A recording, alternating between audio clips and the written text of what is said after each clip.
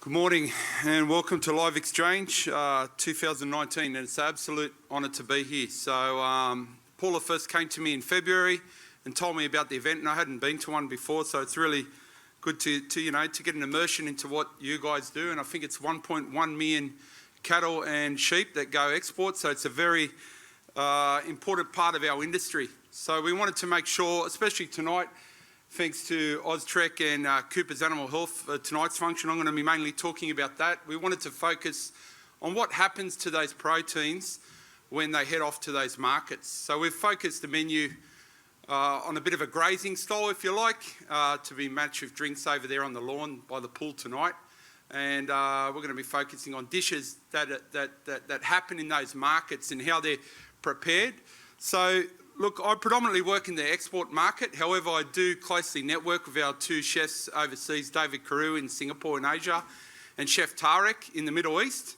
So, I check in with those guys every now and then. And I also wanted to have a talk to the international business managers, because it's all good me doing a bit of internet research or what I think, happens to the product. But, it's best to speak to the people on the ground and get information from them, then come back and devise the menu so we can have a true immersion into the product. Because, the producer works very hard, but they often don't see what happens to those wonderful animals when they hit the overseas market. So I think it's important, rather than just doing some dishes, we tie them back to those markets. So we'll get you, I've done this before at Red Meats, but we'll get you on a bit of a plane and take off around the world. So we'll start off here in Australia. So, traditionally we've had the burgers and the snags, which is good, you're going to have at lunch. So we've got some beautiful butcher's blend beef burgers that we're going to have at lunch, backed with some wonderful sausages and condiments that the chef's done. They're very proud, and I've tried to go down there and do a bit of work today, but they only let me touch the buns. They want to look after their meat, so that's fine. They're wonderful guys and they're very passionate about getting it right for you tonight, but I'll be on the barbecue tonight, don't worry about that.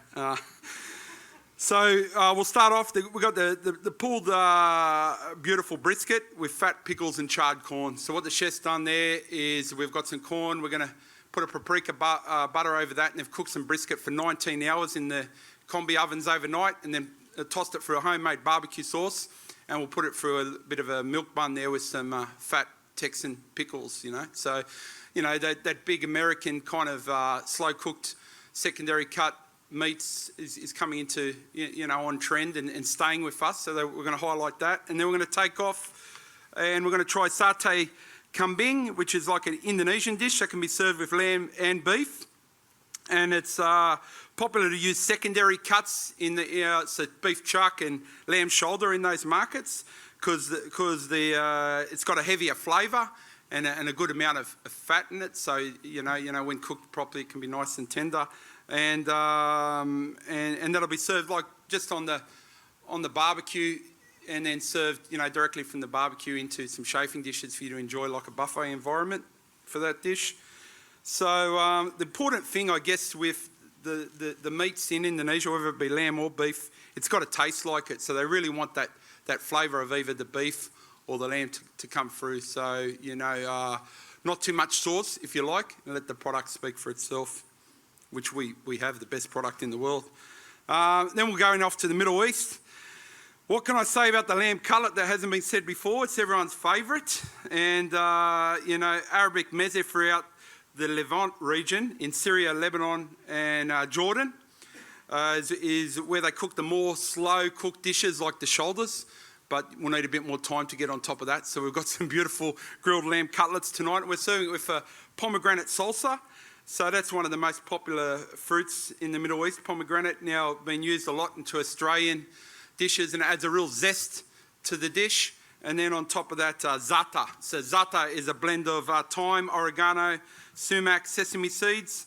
It can vary around the Middle East, but it gets used a lot on fattoush salads. It gets used a lot on pizza breads like laham bajim, which is like a ground lamb mince, that gets served on pizzas. But it's a nice zesty accompaniment that we're going to sprinkle on top of the lamb cutlets and put it over the grill there. Then we take off to Malaysia. So we've got a Malaysian style beef and black bean. So Malaysian cuisine is highly complex and diverse due to the three large ethnic groups, those being the Malays, Chinese and Indians. So it's a bit of a fusion of those kind of cuisines. They look at non-prime cuts like blade and chuck roll, and minced beef and trimming to use in those dishes. So a little fat on the beef is much favoured. Lastly, Vietnam, which I've been to Hanoi. It's a wonderful part of Asia. You know, we're using it they usually use a thin sliced beef named as shabu shabu, so cooked real fast. Consumers prefer it, you know, pan fried or quickly grilled for a salad. It can be also put in soup, rice porridge, noodle soup, or eaten a steamboat. So I guess for this one, what we're doing is we're cooking the beef really fast, and then we're putting a selection full of hot herbs, so mint, coriander, ginger, garlic. We've got a gluten-free soy, and then fresh chilies to spice it up, and a heap of lime juice. So, you know, that's a nice cold option for you there tonight as well. So be proud of the product that you guys do. You know, I certainly am. We're out there spruiking it 24 hours a day, both in the domestic market and in the international market. I believe we've got the best product in the world. Be proud of what you do. Enjoy tonight, and please come up and ask questions. I'm not just here to cook on a barbecue. I'm here to answer any questions, whether it be cooking or what we do in MLA to promote the greatest meat in the world. Thank you very much.